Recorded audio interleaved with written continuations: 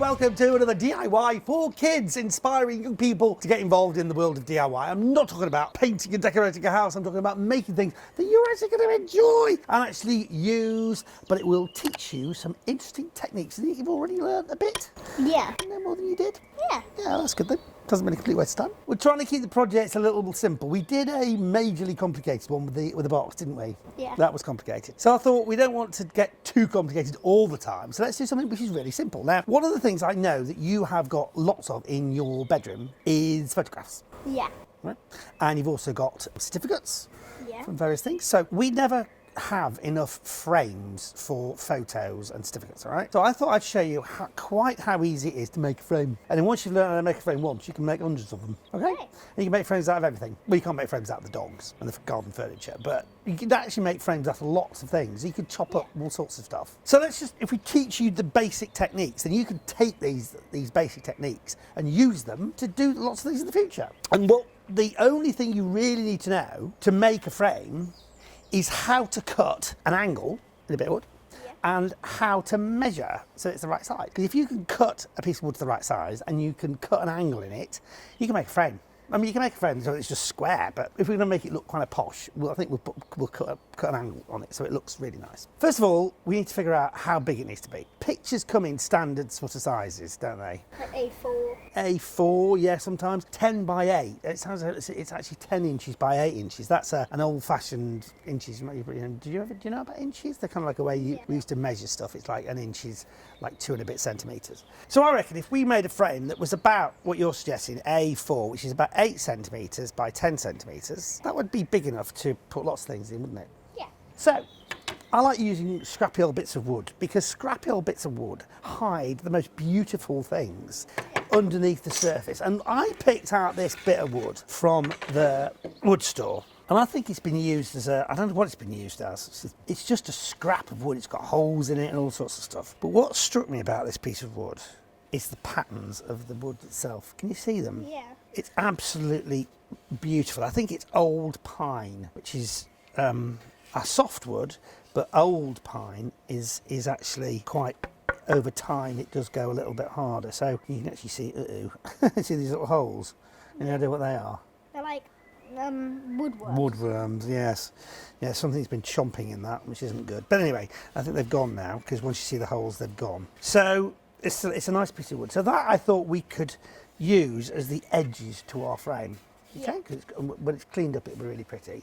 And then for the back of the frame, I've got this old scrappy bit of broken timber here. But I noticed at the end here, it's quite thin. The end here is just about big enough where the crack ends to get 10 inches in. Yeah. So, and that is, look, just over, yeah. Because basically, And it's also straight. and it's straight as well, which saves us a lot of hassle. Basically, this is going to go on the back, and our picture is going to go in the front. The picture is going to be wedged in between the frame and the bit on the back, all right? Yeah. So this actually needs to be slightly bigger than 8. So look at that, it's 8.5. That's perfect. So I reckon if we made this 10.5, okay, then we'd have a bit of wood at the back, which is slightly bigger than the size we need. Yeah. Then it'll squish the thing in place, and then if the frame comes over the edge there, we'll be all jolly good. First of all, we need to measure this.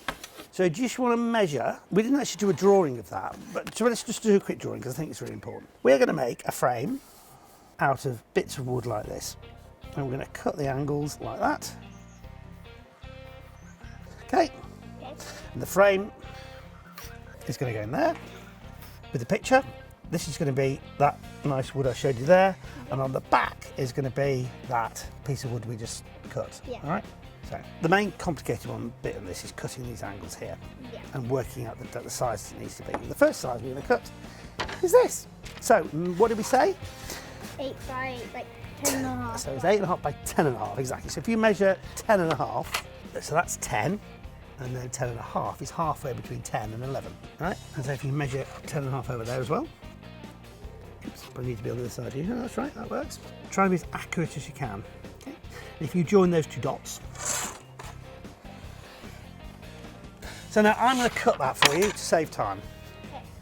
You want to just come over here? Out of the way, into a safe distance.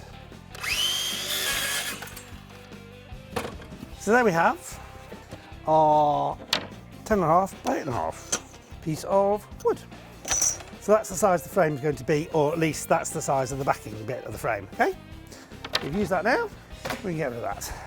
So now, this is going to form the edges of it. Now I reckon there might be enough to have a really wide frame, but I don't think there will be. So I think it's going to look a bit better if we have a frame that's like that distance, okay?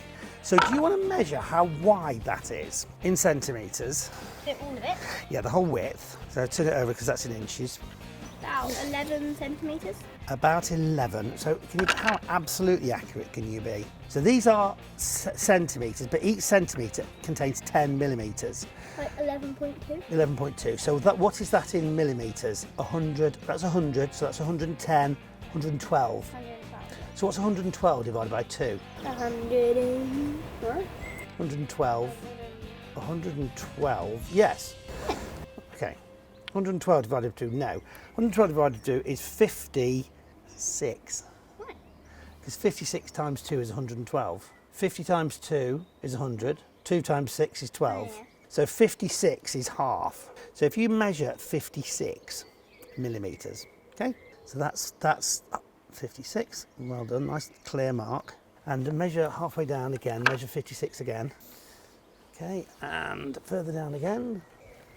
Now if I just use this tape measure to create a bit of a straight edge, can you draw a pencil line, wait a second until I've lined it up, between all those points? Make it a nice clear line because I'm going to cut to it.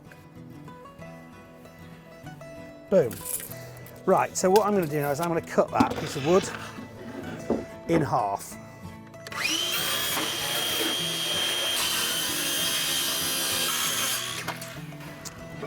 Right, so now we've definitely got enough wood to do our job.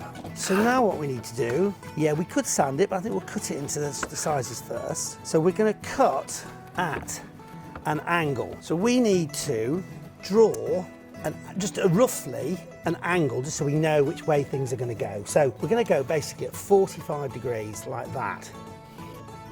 And we want to just try and get an idea of what size this needs to be by putting it on there and going, okay, that's roughly about right. If we want to take it to there, we're going to do that. So we know that all these bits of wood, well, the 2 bits of wood that go there need to be that size, and the 2 bits of wood that go here we'll measure in a minute, okay? Now we want to cut those at an angle. This is where this machine comes in handy. So you want to cut, this is called a mitre block. I don't know why it's called a mitre block. I think it's because the thing you were cutting is a mitre. And if you can see, we could use it to cut straight like that, or we could use it to cut at an angle like that. So what we need to do is we need to line it up with the edge. But the other thing is, we need to wear gloves, we need to wear glasses, safety glasses, and I need to get a block of wood. Well, thank you, little Miss Continuity. Okay. So because that's quite low, we need to put it onto the block. So line it up so that it goes to the corner there. Okay, that's it. Yeah. And oh, hello. So you now saw.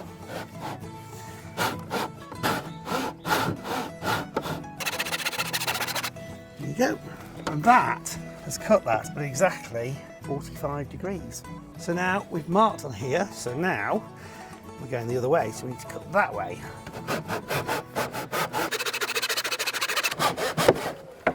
Right. So the good thing is, we've already got this cut on the other side. So we know that they fit together like that. And can you see what a nice angle that is? Yeah. So that will sit on there like that. And by the time we've cleaned this up, can you see how that's going to create the frame? Yeah. So now what we need to do is we need to make this one identical to that one. So we need to put a mark on there, just like down there. Draw down there. Okay. And we need to chop that. It's always getting started, the hard bit.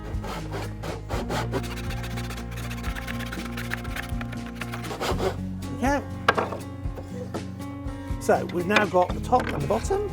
We've got that one which has got, but that has got unfortunately a nasty old chunk out of it. So what we're going to do is we're going to use it though to measure what that distance needs to be. So I think that needs to be down there, needs to be up there. So So if we just put that on there and measure to the corner what that needs to be, that's about right, isn't it? Yeah. So what we should probably do is chop that corner off. So let me just chop that corner off. So that's got rid of that mangle bit. So line that up with that little bit of an overhang. Put that on there and measure it. And it's to there. And we also want to mark on here the way it goes. So it goes like that, okay? So you want to go chopping. Now in this case, you want to line up with that mark there with the saw. Just go really lightly. You don't have to push down too hard when you start, and then a bit more. There you go. Woo. And then we need another one which is identical size. Now unfortunately we're going to have to cut two in here. Right. Last two cuts. That's it. Okay. And the other way, is that way? That's it. But you can see how just taking it that little bit easier at the start made it really good. So there you go.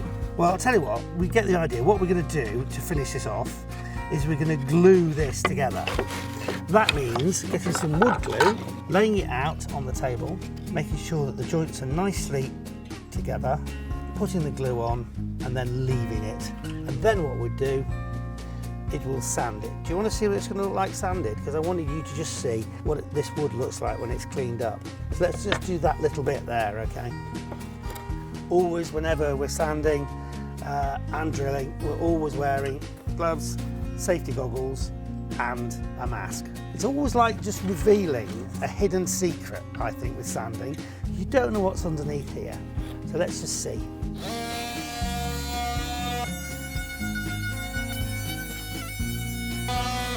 Okay, you can stop there.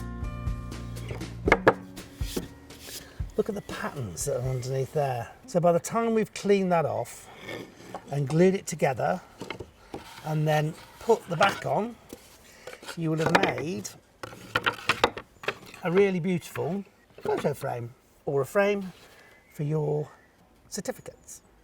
Yeah. And you can see if you varied the size, if you varied the shape and the size that it needs to be, you can make a frame for any kind of thing. And you could change the width of the wood, you could change the stuff in the background, you could choose metal, or you could choose thin wood or thick wood, or different coloured wood. So you can see just by that simple technique how you can make all sorts of frames. And that's what I wanted to show you really. Just by a bit of imagination, we've suddenly opened up a whole world of possibilities, and that's what it's about. I'll finish this off, or you can finish this off. We'll glue it together, and hopefully after a little while that will all be completely perfect. If you enjoy this video, make sure you like it, make sure that you subscribe to the channel, and also set your alerts so that you'll know when more of these videos have been posted. But for now, thanks for watching. This is Martin Roberts and daughter Megan doing DIY for kids.